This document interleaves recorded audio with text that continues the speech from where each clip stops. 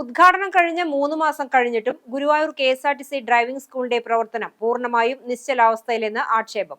പരിശീലനത്തിനായി പണമടച്ചവർ ദുരിതത്തിൽ. ജനകീയ പ്രതിഷേധത്തിലേക്ക് കടക്കാനൊരുങ്ങി നാട്ടുകാർ. ഉദ്ഘാടനം കഴിഞ്ഞ മാസങ്ങൾ പിന്നിട്ടിട്ടും ഒരു വ്യക്തിക്ക് പോലും ഇവിടെ നിന്ന് പരിശീലനം നൽകാൻ കെ.എസ്.ആർ.ടി.സിക്ക് കഴിഞ്ഞിട്ടില്ല.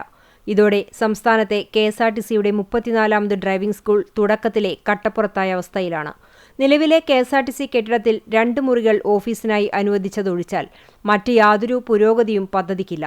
നിയമസഭാ തെരഞ്ഞെടുപ്പ് മുന്നിൽ കണ്ട് ജനങ്ങളുടെ കണ്ണിൽ പൊടിയിടാൻ നടത്തിയ ധൃതി പിടിച്ചുള്ള ഉദ്ഘാടനമായിരുന്നു ഇതെന്നാണ് നാട്ടുകാർ ആരോപിക്കുന്നത്.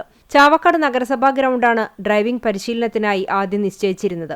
എന്നാൽ ആവശ്യത്തിന് മുൻകരുതലുകളോ പഠനങ്ങളോ നടത്താതെയാണ് ഈ സ്ഥലം തെരഞ്ഞെടുത്തത്. ഒടുവിൽ സാങ്കേതിക പ്രശ്നങ്ങൾ ചൂണ്ടിക്കാട്ടി ഇവിടെ പരിശീലനം നൽകാൻ കഴിയില്ലെന്ന് പറഞ്ഞ് അധികൃതർ കൈമലർത്തി. നിലവിൽ കെ.എസ്.ആർ.ടി.സി ഡിപ്പോയിൽ തന്നെ സൗകര്യമൊരുക്കാമെന്ന് പറയുന്നുണ്ടെങ്കിലും ഇതിന്റെ ഔദ്യോഗിക നടപടിക്രമങ്ങൾ എങ്ങുമെത്തിയിട്ടില്ല.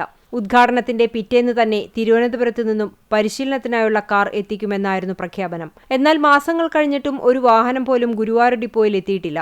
ഇതിനിടെ കെ.എസ്.ആർ.ടി.സിയെ വിശ്വസിച്ച് ഇരുചക്രവാഹന ലൈസൻസിനായി 9 പേർ ഫീസ് അടച്ച് പേര് രജിസ്റ്റർ ചെയ്തിരുന്നു. എന്നാൽ 10 പേർ തികയാതെ പരിശീലനം ആരംഭിക്കാൻ കഴിയില്ലെന്നാണ് ഇപ്പോൾ ഉദ്യോഗസ്ഥർ നൽകുന്ന വിചിത്രമായ മറുപടി. ഒരാളുടെ കുറവ് പറഞ്ഞ് തങ്ങളെ ബുദ്ധിമുട്ടിക്കുന്നതിനെതിരെ കടുത്ത അമർഷത്തിലാണ് അപേക്ഷകർ. പണമടച്ചവർക്ക് എന്നു മുതൽ പരിശീലനം തുടങ്ങാനാകുമെന്ന് പറയാൻ പോലും ഓഫീസിലാളില്ല.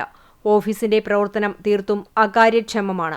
അടച്ച പണം തിരികെ കിട്ടാനും വഴിയില്ലാതായതോടെ അപേക്ഷകർ ദുരിതത്തിലാണ്.